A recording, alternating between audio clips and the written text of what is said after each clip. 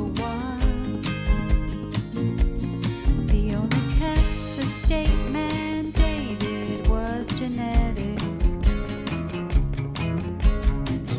Looking for that extra chromosome. Hello, and welcome to the If We Knew Then podcast. I'm Steven Socks. And I'm Lori Socks. Today we are speaking with Julie Picot. This is her fourth time visiting us, and with a special guest, Araon Picot, her husband. It's a delight always to have Julie on our show because, a lot like Melissa Kainach, it's our opportunity to see how the journey is changing for the people who are coming behind us. Her daughter, Elyse, is 5 now and shortly going into the education system. Those IEPs and that conversation is on the boards for the next time. This is just our conversation with a lovely couple about their experience. And one thing that we can always count on from Julie and Araon is their honesty and vulnerability and openness to share their experience, so that way we can learn from each other, help each other, and change the narrative of what it is to have Down syndrome. So please welcome Julie and Araon Picot. How are you guys doing this morning? Not bad. We've had a pretty relaxing morning, actually. Yeah. Are you hiding? Where are your girls? Yeah, they're hiding. They're tucked away somewhere. They're in our bedroom watching TV. What are they watching? The new Muppet movie just came out? There was a new Muppet movie that came out. No, Incredibles 2. Liam is in our room watching Frozen 2. There you go. Maybe they should have come over and they could have watched it together. Right. This is Aaron's first time on the podcast. Welcome, Araon. So we were just talking, and maybe we should reintroduce this. Is this your third time? Yeah, it's our third time we've interviewed, but fourth time that you'll have something posted up. Because one was broken into two. Yeah. Great, right? I feel like the first time was just leaving early intervention, right? That's correct. Yep. Yeah, it's great because, like, for us, it's the purpose really of the podcast is if we knew then. So your journey is going to be so much different than what ours was. Right. Even if it's just that when you could go into an IEP the week after me and you'd be able to benefit from whatever experience, whether it was good or challenging. And that's really, I feel like sharing these stories, it really helps people to see, what to fight for, what the fight looks like. And then also the changes, because I really do feel like I'm seeing parents having different experiences than what we experienced, which really makes me happy. I agree. I feel like I've listened to all of your guys' podcasts and then accidentally went back and listened to a couple of them. I was like, I thought it sounds familiar. So I learn a lot from them. And so I think it's helpful for me and for me to share too what I've learned from you guys and applied and how that really, it benefited. And then I feel like even a decade after, at least it's going to be very different, hopefully. And plus the things you've learned just from the experience of going through multiple IEPs, like separate from anything you've heard from the outside, and everyone has that experience. And we're just trying, if we can just combine all that experience and try to pass it forward. And what's great about having Araon here, because we've talked about Araon coming on, is that family dynamic. The more we go through with this, we see just the impact on the family dynamic and on couples. Stephen and I are very fortunate because we're a really good team where our strengths and weaknesses are so different that it's just the stuff that I can handle and the stuff that he can handle really go hand in hand. Like I could always write 1,000 letters a week, and then he would take over and he would do more of the technical, but it just worked out. And I don't know if everybody's as fortunate. And I think that also it's been a challenge. Like there have been times where we've broken individually. There have been times where it's like, I just need a breath. And I think that's really important to talk about because a lot of times I know my experience and different moms that I speak to, we have this kind of, I think every mom works really hard and sometimes has to be super mom But I feel like on this journey, what I've experienced is that not because I have a long list that I have to be super mom, but there's an added element of not ever wanting to break or show weakness in society to the outside world, because that reflected on what people thought my journey with having a son with a disability was, when it really wasn't. It was my response to the societal pressures and challenges. And it's hard sometimes to be human. It's hard sometimes to admit that this can be hard.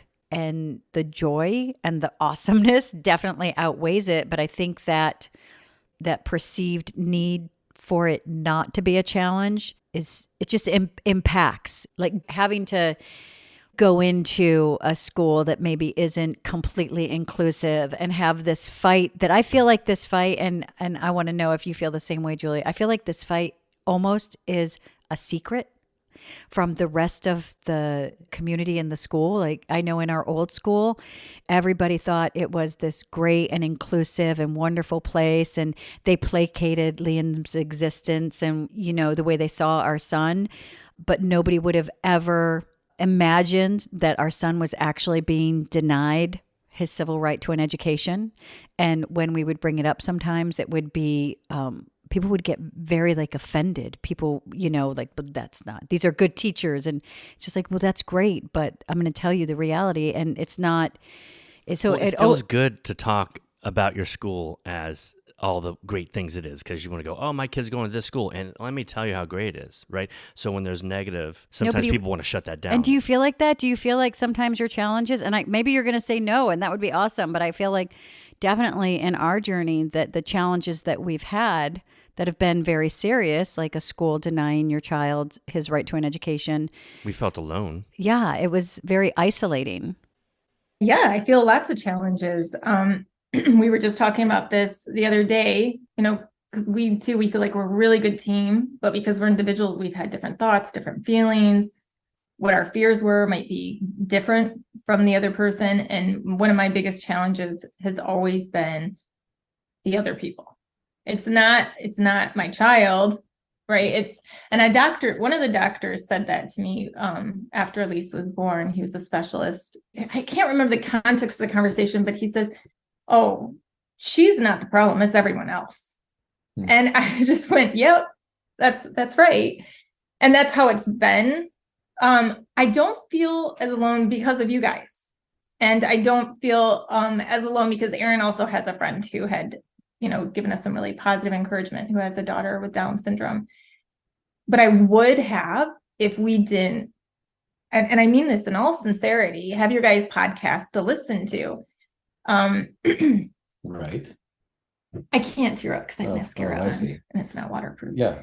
Well, we feel like we've been sent a lot of help, even from the first news of the diagnosis. You know, there was a period there where felt lost, felt alone, and then information just started coming to us like safety nets kind of thing. Like, here's your tools, here's the information that you need, you know, it's going to be fine, don't worry about it so much. And that's kind of just been like, we've been given little things like the podcast, not little things, but big things like the podcast and friends point of views on the subject, or, you know, other, just like the community. It's a good community here in LA for that. So yeah, I think being in LA helps a lot too, because I feel like it is on the more progressive side of things typically. But yeah, that's been the challenge. You know, that very first high-risk OBGYN I went to that I told you about, and him just spouting out lies. Then it was just comments that people would make. Yeah, that they think is correct. Yeah. They've heard it before. Or something, right. But they don't have any firsthand experience on it. Or, yeah, right. Yeah. Or it's just a generalized view of things. Whatever. Yeah, stereotype. Right. And then different systemic issues, like I talked to you about, where people think they know what's best for your child because they think they know what Down syndrome is, and just navigating that. And for me, the harder part is not sharing that, because I'm pretty open and share that stuff with people. I'm pretty candid, but I don't necessarily want to name people. And like you said, like you guys had your school as an organization, and you get worried. You don't want to name people because I don't want to hurt them in some way. And I need to work that out because I'm not trying to hurt them, but I also am trying to stop what they're doing in the future. Stop the pattern. Right. Because sometimes, the majority of times I would say when I've met people and they say things, they actually are very loving and they want to learn and they want to be a part of the growth mindset. There's very few people, maybe 3-4 people who I think really have ill intentions, and maybe not necessarily against Elyse as a person or a person with Down syndrome, but ill intentions in the sense of they don't care if they hurt her as long as it helps the bottom line for their organization. Yeah. And those 3 or 4, man, that can feel like 300 or 400 when you feel it. It's those negative things can really weigh heavy. Yeah, and like when you said about Los Angeles, it is pretty outstanding because we're in such a huge city that when there's an event, man, you're going to have a lot of people show up. I have to think that you could be in a part of the country that just the population isn't there, and so, okay, here's 4 people show up for something, It was funny because when you said about when you first got the news and those fears, and I just thought about just today, where we are today. And because I know where your daughter's going to go to school, you will not have the experience that we had. I mean, we're having an IEP. It's the first time there's no lawyer. Maybe the second time. The first time we didn't show up with a lawyer, they tried to pull Liam off of curriculum illegally. Not this school, the old school, the old school, right? And so we were like, oh my gosh. And we went into that thinking, because of all that they had done the prior year, and he was being held back because they were found guilty of discrimination. And so we were like, we share a lawyer. You know what, Georgiana, we're good right now. We're just gonna, yeah. And they just pounced on us. And so lesson learned, but this is, I think, the first time we're going in to where it's magical. It's absolutely magical. And it's magical when you find a place, like especially whether you've had the fight or not, when you find a place, if that's like just your natural road to is an inclusive one, it shouldn't feel like magic. It should feel like normal, but it's really magical. It's just such it's the opposite of what you feel when you encounter people who, say things with malice or say hurtful things. It's like inclusion for anyone who is not included. I think it gives me empathy for anyone who ever feels on the outside, because the first time that you feel that absence of being pushed to the outside, it's just life-changing. And it's life-changing for the parents, but also we know for Liam's journey. When you were saying about the fears, that you both had different fears when you got the diagnosis. I remember that. And I just, right when you said it, I just remembered that moment. And then I just thought of today and how today is just joyful. Yeah. Mm-hmm. And that is what I wish anybody who's receiving a diagnosis now is experiencing, and knows that is the reality. The rest of the stuff, I mean, yes, there are things that we can use our awareness to, understand different medical conditions that are on the radar. And that is actually a gift, but it never felt like one.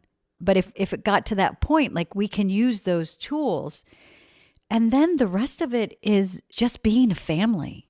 Yep. Those are presented too much like they're threats rather than a gift of knowing this is something to look at. And I've heard you guys say this before. It's really something that should happen for all newborns, is they should go through all those screenings and catch things ahead of time. But the way that it's presented is well, this is all on your list of what's coming with your birth. And if they had done that with me, with Jasmine, who, it's considered typical, if they'd given me a list, even if everything said 1%, you're pregnant, you're going to worry. And the worst thing you can do to a pregnant woman is give her stress. So it would have been better to say, we're going to just, this is part of it. So we're going to be doing screening just like we do for every other kid. And if it comes up, we're going to help you through it. What do you think, Erin? What has it been like for you?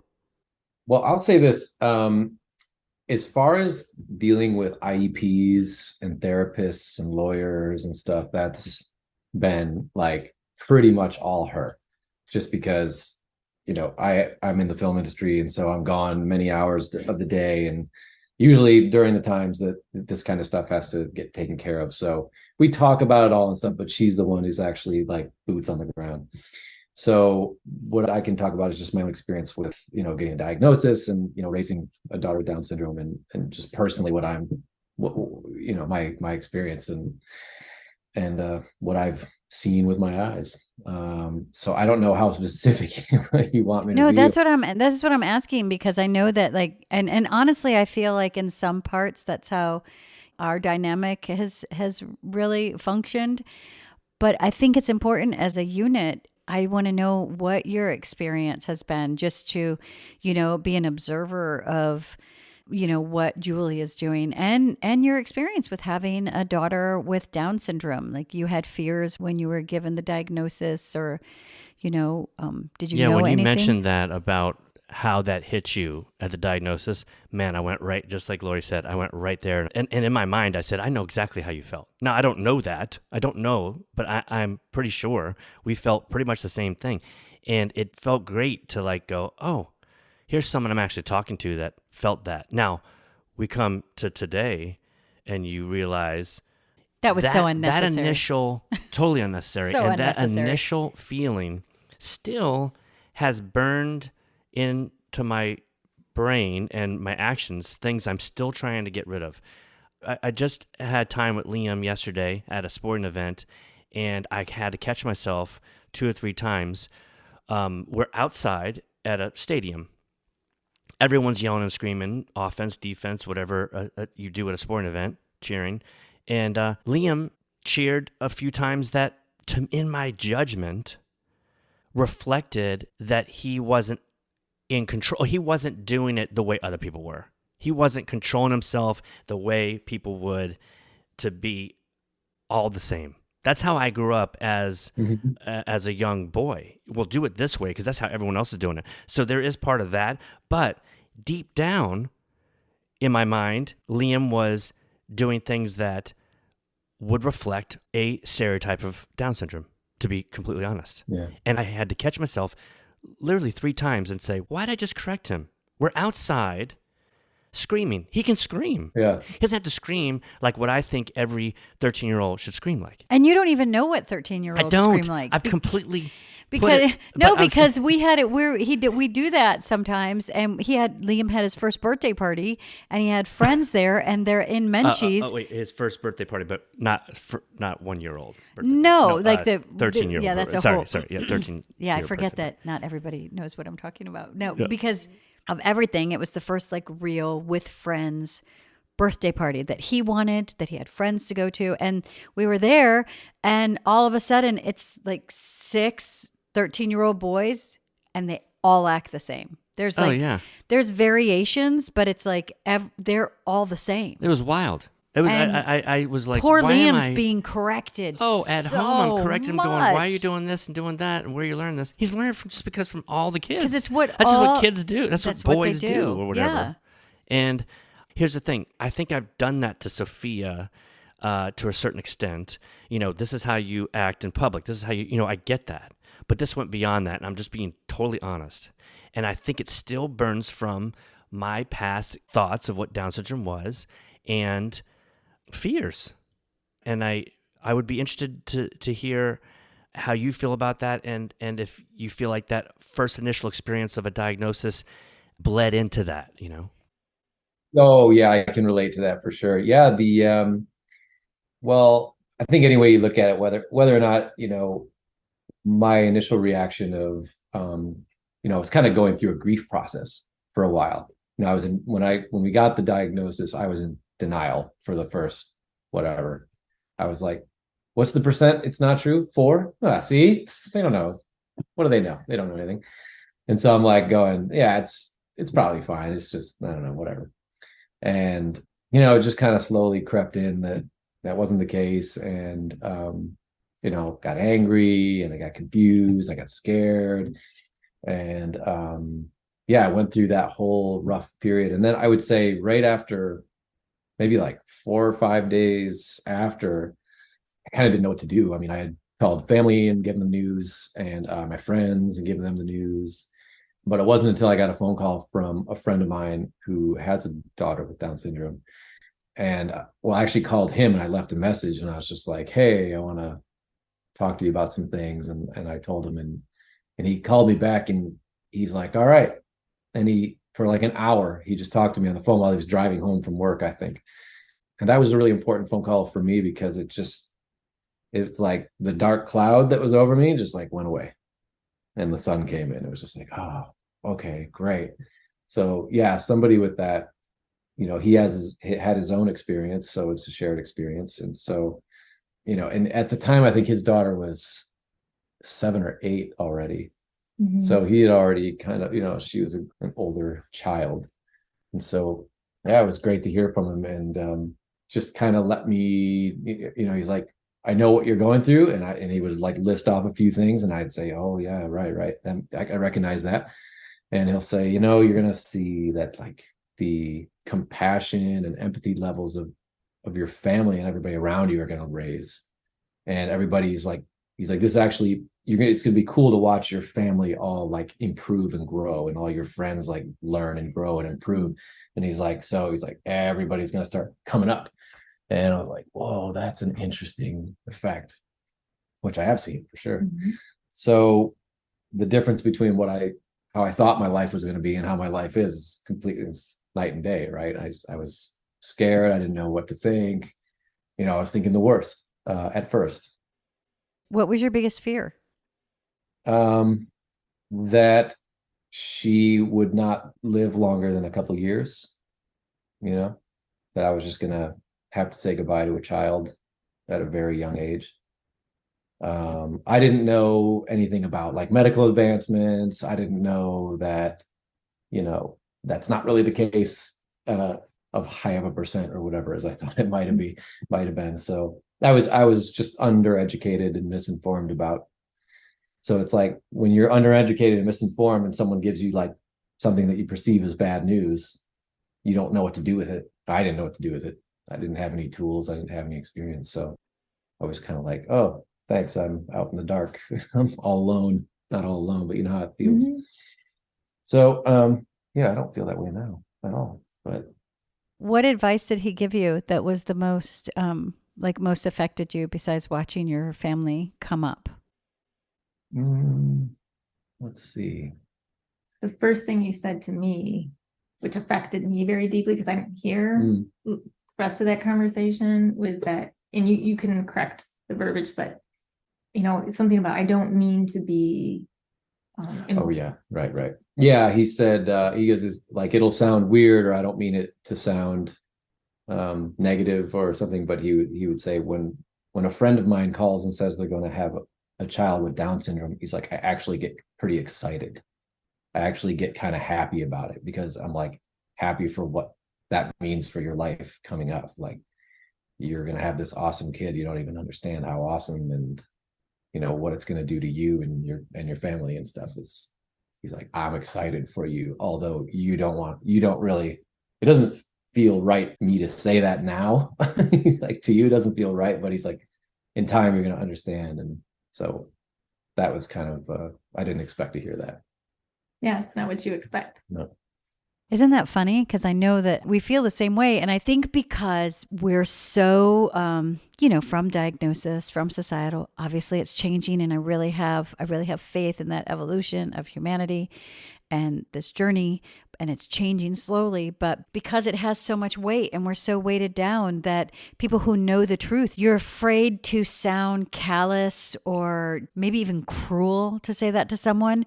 But it is the absolute truth. Even now, like now Liam's 13 and we'll go some places and you can usually tell the group of people who still are uneducated or still go, and they'll say stuff and they'll talk to Liam and Liam will like work them because they'll be like, hey, and he's like, oh, hey buddy. And he's like, hey, give me your watch. And now I just now I can just hang with Liam and I don't have to care what other people are saying. It's not my job to correct their misperceptions of my son. I just have this really cool kid that is so dynamic. And you're right. Just the way he elevates you as a human. I am such a better human. I am such a more compassionate, empathetic. I'm a better listener. I care so much more. I mean, I'll say it, I've said it before. I always thought I cared about people, but I really do. And it's not from anything else, but just it's something that's been granted to me. It's this pace. It's not because, oh, my son has Down syndrome, so this is what I'm going to do for the rest of the world. It's because all of a sudden I'm present in the moment. All of a sudden I get what it feels like to watch somebody have to fight against misperceptions or just being denied his right to an education, to have being marginalized. Like in any way that it's just made us. And Sophia actually did this really cool thing with her school. And it was, first of all, LAUSD did it. And I was like, LAUSD has no business being there because they were part of this arts for other kids. But it was, I didn't like the title. It was the special arts program. And I was just like, we have to take back that word and change it because I didn't like the title, but she went and she was surprised to find out how much her brother had affected her. Like in a way that she was like, Mom, I was just around all these people and I was watching other people. And she was like, and I just sat, I got to sign with someone. I got to just sit and like, just have conversations with these super cool people who were just like me. But that's because that's all she knows. She just knows inclusion. She just knows that everybody's equal. She just knows everybody's able. Like she doesn't look at someone and say they're not able for any reason whatsoever. And that's one of the first things people try to say about someone with Down syndrome, how they're going to have this negative impact on our family. And our 15-year-old daughter in high school came home and she was like, I want to come on your podcast again because I really think I want to talk about how he's changed my life. And well, she doesn't dismiss people. She doesn't discard them. Remember, there was a homeless veteran there's a homeless veteran on her campus because she's at a college campus as well. They're close. Yeah, and he just was kind of walking around, and somehow she figured out that he was deaf. He wasn't speaking. Yeah, and people would just walk by him, and maybe he'd even make try to sign to them, and she knows a little bit of sign language, and so she was like, I'll take a moment to, feeling completely safe. I mean, because you're on a college campus, there's security around, and you evaluate anybody that you approach or approaches you, and she felt comfortable, and so she had a little conversation, and what a loving moment. But it was in sign language. In sign language, she was able to communicate with him and ask his name, and and find out some and say hello. Sorry, I don't have anything for you. Have a good day, type of thing. And I most definitely didn't grow up with that kind of regard for people. Well, she definitely did have something for her. She did, and that's what I told. Because when he left, he was like, I love you. Like he signed, I love you. And she was like, I love you too. And then afterwards she was like, Mom, because then, it's like my cautious daughter. She's like, do you think that's okay? And I was like, we love everyone, Sophia. And I think I don't know when the last time he probably was able to have a conversation with someone. And I believe that there was a real love for the fact that there was another human who he could connect with that day. Human connection is like more valuable than gold. Yeah, it takes very little effort just to smile at someone and say hi and acknowledge them. And not only does it fill their bucket, it fills yours too. And yeah, they both valued that. Yeah. Mm-hmm. So I think that when your friend said that, I totally understand. And if anybody is, and that's what we want to say too, like when we find out someone, and it's really hard. I don't know if you ever go on the message boards, but sometimes it can be very hard to see that, people at the beginning of this journey still are experiencing the same misinformation. They're still experiencing. When they reach out for things, what they get. Yeah. And, they have their families that oftentimes don't accept the news very well or, have archaic beliefs or whatnot. And it's hard for me to see that people are, still experiencing what we experienced.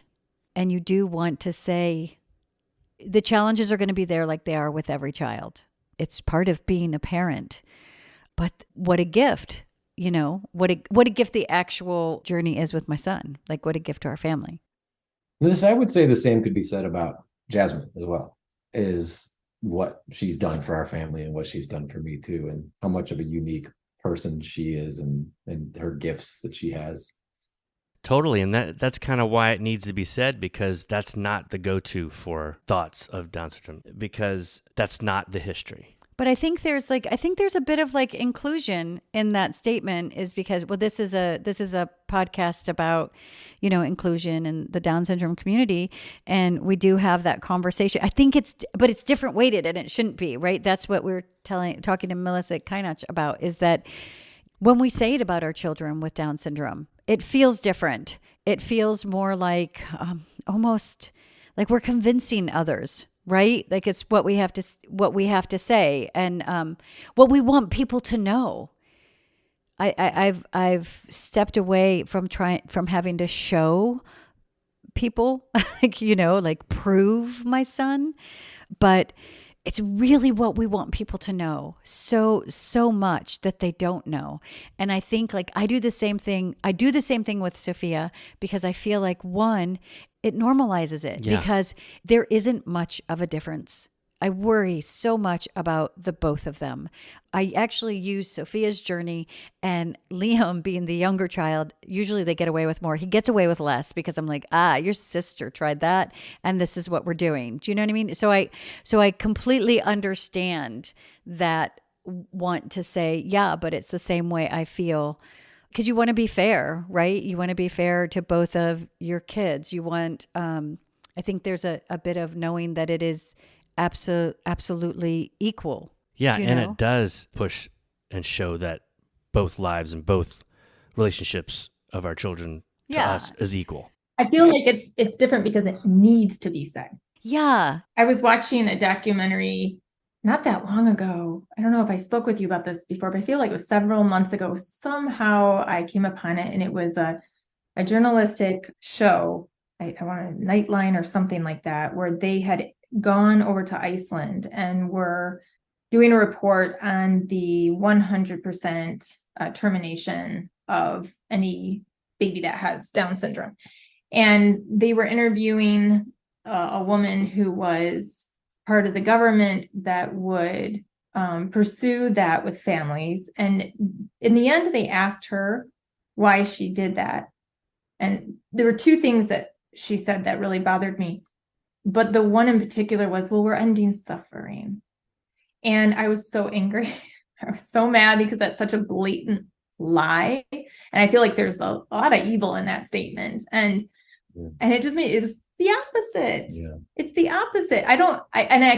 My first thought was, I'm sure there were times and places where people felt really sad to find out they were pregnant with a girl versus a boy. And to say, well, you could, it's going to cause suffering. Why don't you end that life, and then you can have a boy? I mean, I just feel like that's such a line of, but that's not mad, because Iceland's so great about so many other things, like, pollution and so many other aspects. It just makes me so angry.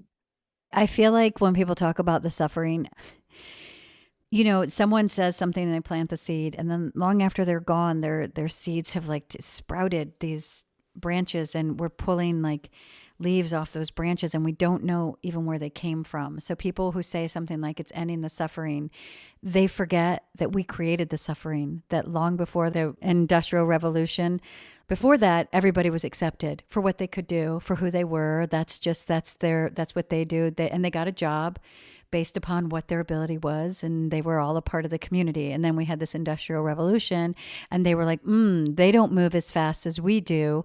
Let's make propaganda. Let's put certain labels on them, tell people misinformation about what it means to be them, and then offer the solution of extermination or institution. So then that is the suffering. That is the suffering that was caused by an agenda to eliminate. So it's not that the human is suffering. The human is a beautiful individual, right? Like everybody has the potential to be a beautiful individual. And because there's that, I always say this, that there's that stereotype for Down syndrome, that I fought it for so long, because people would always come up to me, and that would be the one thing that they would, oh, he's so happy. And so I would just be like, no. Don't give him a nap. See how that works out for you. Forget to buy his snack at the store. See how well that goes over. And so that's why I fought it. But historically, society created the suffering that is now attached to the chromosome. Yeah. Mhm. I get so frustrated because we were watching another thing and it was on genetics, and it was the same thing. It was a scientist, I think, and we love science. I didn't love this scientist because he was talking about the same thing he was saying all this this was a very intelligent man, and he was saying all this misinformation about what it meant to have Down syndrome. And I was like, Well, where did he learn things? Yeah. Where did he learn things about Down syndrome? He obviously doesn't have anybody in his life with Down None. syndrome. So this is a rhetoric that has just passed down. And one thing about Iceland is, and I checked this, and I need to check it again because it's been over a month since I've checked it, but the last time I checked, that month, we had 24 listens from Iceland. I think because of having guests from the UK, that's our second or sometimes third biggest after Canada and the US, listening country. But there's many countries involved because there's English speakers all over the world and our community all over the world. And I've been curious and looked at those stats, which is always kind of fun to look at and just go, hey, there's people getting a message there. And because it's a propaganda that everybody's eaten up, and it just becomes what you say. Yeah. It just becomes, oh, that's what I do. I get this, I do that. Yeah. There's people in the country that may not even think about it. Mm-hmm. It's just that's what you do. And so, another perspective would be nice. I think that's great news. I know, it's kind of fun. I hope they all make their family and friends listen too. I'm just hoping it wasn't just one person listening and go, oh, why do I have this podcast on? I was going to say that Elyse should be the poster child for what happens when you receive appropriate speech services. Yes. How old is she? She is 5. She just turned 5. 5. She is proof.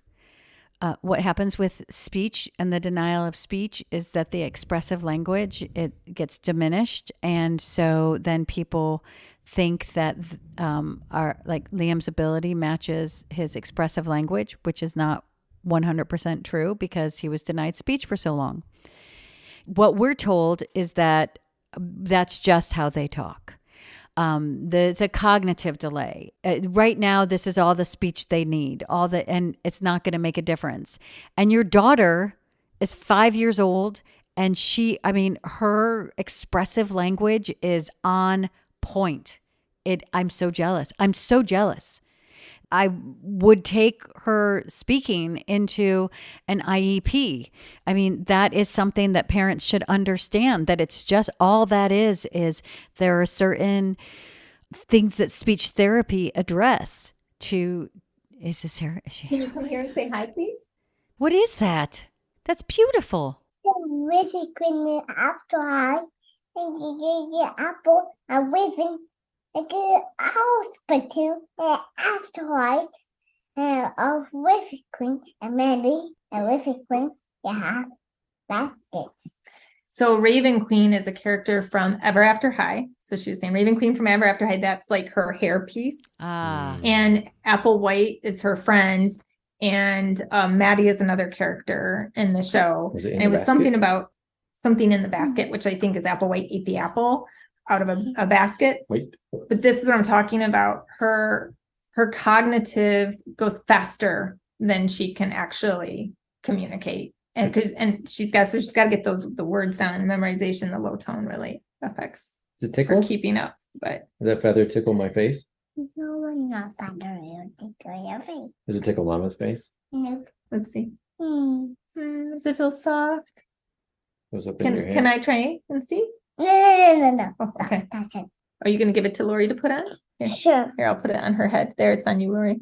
No, what there? Oh, you want it? You want it on Steven's head? Steven? No, No, where do you want it? Mama. Oh, okay. Now it's on my head. Do you want to say goodbye to Lori and Steven?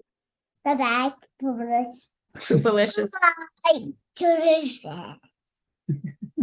Go show Jazzy. show Jasmine that. As a second child, she's really good at independent play because I don't feel guilty like I need to play with her all the time. So, yeah, there's been a lot of things that have come our way for her speech. And unfortunately, a lot of them are not going to be accessible to most people because of financial disparity. So we started right away with a program called Gemini, which we think is really great. It's an app. You have to pay for it. And we'll just let her watch that when she's eating her snacks, and she'll repeat what they're saying. And they do a really good job with those videos. And we were able to get speech therapy early, very early. We had to push for it really hard. But thankfully we did. And even Caroline, our child development specialist, was shocked they actually approved it when they did. Then we've had a number of different speech therapists, but I really have to rave about Marion Levine, who we got Marion at the beginning of the fall of 2022. And she was our assigned LAUSD speech therapist. And, we've gone through lots of different ones, and we always had a private speech therapist on the side too, because there are lots of times where we did not get our speech therapy we were supposed to be getting from LAUSD. So she's incredible. She uses all the senses for every single time she works with her. She's always going to different conferences and studying up. She has a sister who has Down syndrome, and she was going to retire at the end of the school year. It did retire at the end of the school year. And I asked her, as she was coming toward retirement, would you become Elyse's private speech therapist? And she said yes. And so we've been having speech with her since then, still privately. And she brings Jackie, her sister with Down syndrome, who's like 60. Jackie is so nice, and she's feeling more and more comfortable with us and opening up. And so a lot of times while Marion is working with Elyse, Jackie will encourage Elyse, or she'll be like, oh, she's so cute. Yeah. And she opens up to me last time a little bit more, like she like telling me what she likes. She likes the TV show MASH, and she likes doing puzzles. And that's such a benefit to me too, because again, I didn't have any experience with the community of people who had Down syndrome. So to meet somebody in her 60s who's there's so many misperceptions about people with Down syndrome, including like how long of a life they can live. And I'll give you an example of something Marion did in our very last speech therapy session. She was working on B's and P's. And you guys have probably heard some of this, but she'll call the B the big brother and the P the little brother. And so she did all these things. She had a pump that pumped up water balloons and Play-Doh. And so she would say, like pull up, push down, it'd say bigger, and she's making the balloon bigger. And then she would have her make a big ball out of the Play-Doh and then throw it at the water balloon and smash open the water balloon.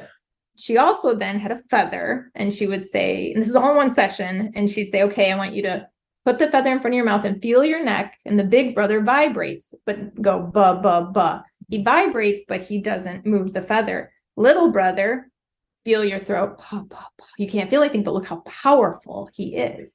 He blows the feather.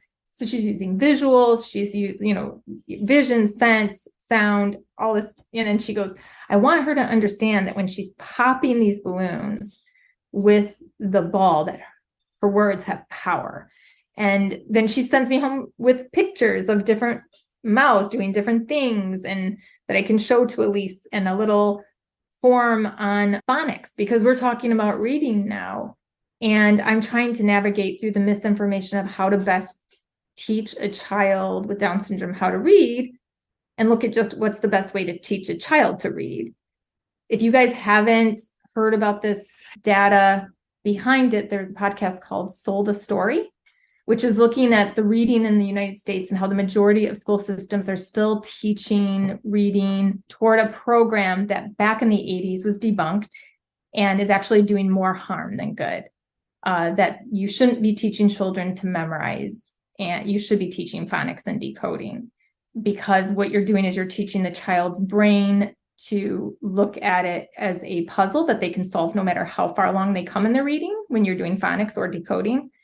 Where if you're teaching them to memorize, you're teaching their brain that words are pictures, and that even though younger children will advance quicker when you teach them memorization, as time goes on, they fall far behind, because then they have a much more difficult time, especially with a language like English, which doesn't really always follow the rules, gets bigger and more advanced. So I've been talking with her about that.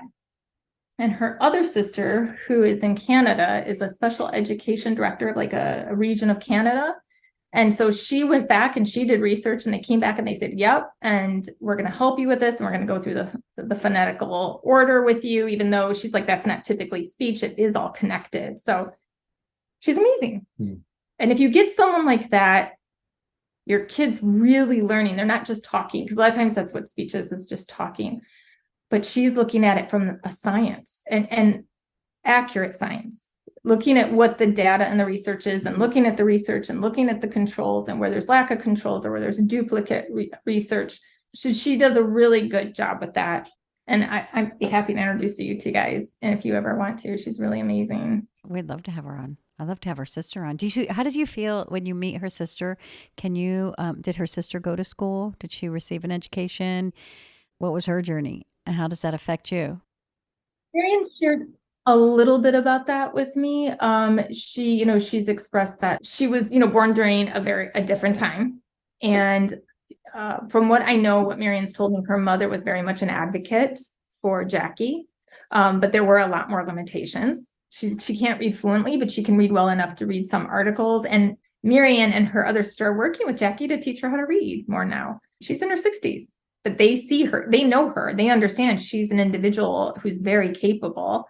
And she likes looking at the newspapers and reading them, and she wants to do crossword puzzles. So they're gonna help her.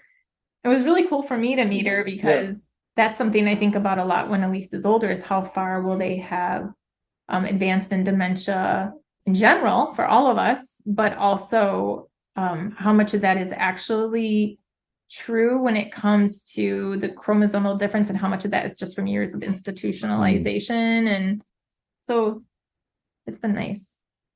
Well, you talk about the fact that, Erin, one of your fears was, that your child would die young.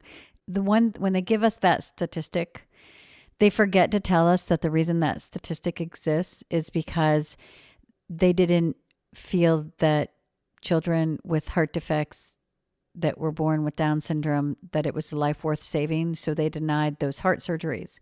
So then the mortality rate skyrocketed. But they didn't tell you it was because we didn't give them the surgery. And that's why. I don't know if you heard our episode with John's Crazy Socks, the gentleman and his father who created John's Crazy Socks. He had a heart condition, and the doctor actually said to his father, "You're lucky that we now give those surgeries to individuals with Down syndrome," because they didn't used to. So again, that's when you look back at where the information and where the statistics come from. It's not really based in something that is part of our actual journey because of medical advancements, because of science and technology. This is something that when this problem occurs that we can fix. But it's another thing. I was just curious how, your interaction was. And I love that you said about reading. You're going to teach Elyse how to read. You're just going to teach Elyse how to read, right? Because honestly, whether there's an extra chromosome or not, everybody really learns differently. Like, I don't know about you, but sometimes I don't hold whole stories. I have to read a paragraph a couple times. That's me, and I think about that. And I usually go into IEPs with my own, when they would try to say, well, this and this and this about Liam, I'd be like, well, these are the supports that I need to read a book. This is what I need. I need a piece of paper. If you're going to ask me about something, I need to be able to write it down so that I can reference it. Because when I'm in the story, I'm just reading the story. I'm not reading the story to tell you about the story. I'm reading the story to experience the story. Because I think that's what we did. We got those.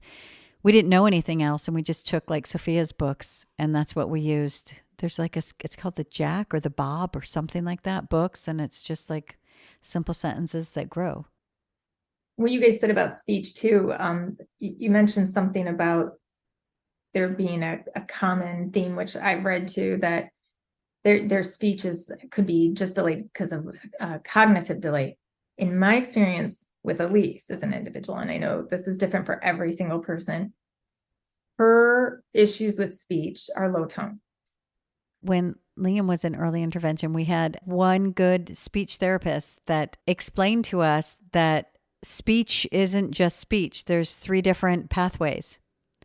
There's the receptive, there's the expressive, And yeah, I think the third one's the cognitive. And there are 3 pathways and they develop, and you just have to keep working until you get that pathway. And the receptive can be there, but the expressive might not be there. And I think, yeah, because sometimes low tone, and the strength, there's so many different like muscles and to make sounds and everything. And I just remember having that bit of information. So speech isn't just like speech. There's like so many different parts of it. And that's something that I took into my IEP, because when they were discussing about not giving Liam speech because he couldn't talk, or that his expressive language was a reflection of his cognitive ability. And most of the time what was disheartening is they were either surprised that I knew or they didn't know. And I would just break down that there's 3 different pathways, and he has this and he has this, but this is still emerging. And this is why we need the support in speech. And also that speech is actually part of IDEA. Speech is something that is a support that is needed to access the curriculum, because unless Liam can read that book out loud to you, then he's not accessing his curriculum. Unless he can communicate with his peers and with his teacher, he's not accessing his curriculum. And that's something that I hope people know to take into their IEPs, as there's these little bits that we can share with each other, that they're these little keys, because the law, at least in this country, is that your child has the civil right to an education, an equal education, and the supports to access that education. That is part of their rights. And so when you go in and ask for speech and they try to deny you, that is the way that your child accesses his education. If, it could be a pencil, it could be something on his seat, it could be the one-on-one aid, it could be so many different things. And I think that that's something that's really important, because even when you're talking about right now, about all these different ways to practice speech as a totality and not just the memorization of a word. It's like building those muscles and creating that relationship in your mind. I mean, I will definitely apply that to Liam. And the fact that your speech therapist teaching her 60-year-old sister to read or read better. I think that's one thing. Like, we are always learning and growing, and we can make up for the errors of the past. We were talking with Chris Nikich. The first interview we had was before he ran the Ironman. And what I love about that conversation, first, I really enjoy meeting everyone on their journey, and, we all learn from each other. And the one thing that was different about his journey, his wife did most of the supporting at home, but Chris's father, and what his father's relationship was with Chris's Down syndrome, and that what he learned when he started to really apply supporting Chris and getting him to grow. And that's where he came up with this concept of just 1% more every day. It's really interesting, because part of it made me a little sad, the conversation, knowing the challenges, the history and the misperceptions. But then what's so beautiful is that when his father got past all of those things and started to support his son, it was like, he's the first person with Down syndrome to participate and complete an Ironman. That's what happens. Well, his father was very humble about how he would teach Chris things, but would end it before much progress was made. And it's because he didn't wait for that progress. He didn't realize that, I taught my daughter this and she got it in like 15 tries, and maybe Chris, it takes 115. But he wasn't going to that 115. He was going, well, now we're at 30, now we're at 45. And he would go, okay, to the next thing. And he realized he was just going halfway. And when he started applying, no, we're just going to do it and just get better, 1% better each day until it's accomplished. The difference was life-changing. Not only did he run multiple Ironmans and marathons, but cognitively he saw the relationship between physical and cognitive. And a lot of times our kids are left out of the physical part, right? You really have to push for PE. You really have to push that your child is included in physical education. I'm going to say again that because we've had Citizens of the World on, and since you were the one who introduced us to it, and I know I can't tell you how excited I am that Elyse is going there. So you're not going to have to like make that fight for inclusion.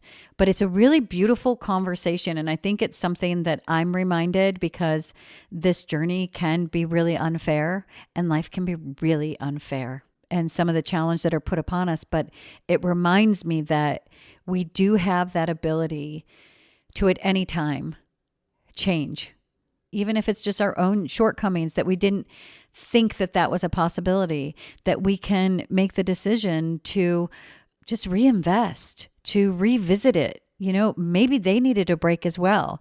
And it's just a journey. There's not like this end game. There's not like this thing that we have to finish in this certain amount of time, because that's just not how life works. And I think as an adult, we can look back on our lives as adults and see, yeah, no, even if that was the course that we started out on our own individual path, once we got to a place, you know, you see that it's like, oh, there's moments, there's details, there's little ways that we can get better. And that's something that I've learned that I can do with Liam. Like, Liam has been in an inclusive class for 1 year, and he's learned science.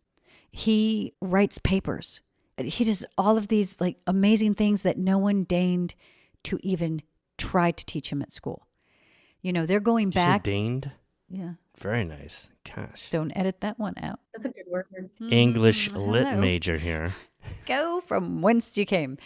You know, he's learning these things that, like, even the fundamentals, which, you know, like the counting to 100 and all of these math and subtraction and everything that, you know, you can get the accommodation of a calculator. And that's a really great accommodation to ask for, especially when they're trying to tell you that your child can't do math, because we all have calculators on our phone, but that's something that you can ask for. This school is actually now going and teaching him math. I feel like there's this little person there that said it's been over an hour. I get you, Elyse. You hungry? Yeah. Yeah. What do you want? No buses. Pretzels? No buses. Pretzels and banana? Yeah. All right. We'll have that soon. Oh my gosh, that sounds delicious. We're going to have another conversation, because I do want to talk about your IEP and the fears and then the turnout and everything. Sure. Yeah. Because it's also very important, since you're transitioning out of early education into the education system. I want to really, I think there's a lot of stuff that people want to hear. So we'll just do another on just that. It was just too much fun I think it's so important, Aaron. I'm so happy that that you joined us, because we've seen like sneaks of your face here and there. And in the last year or so, I've been able to get to know you a little bit. And it's just nice to just talk to the team, Yeah, team you guys Elyse. together.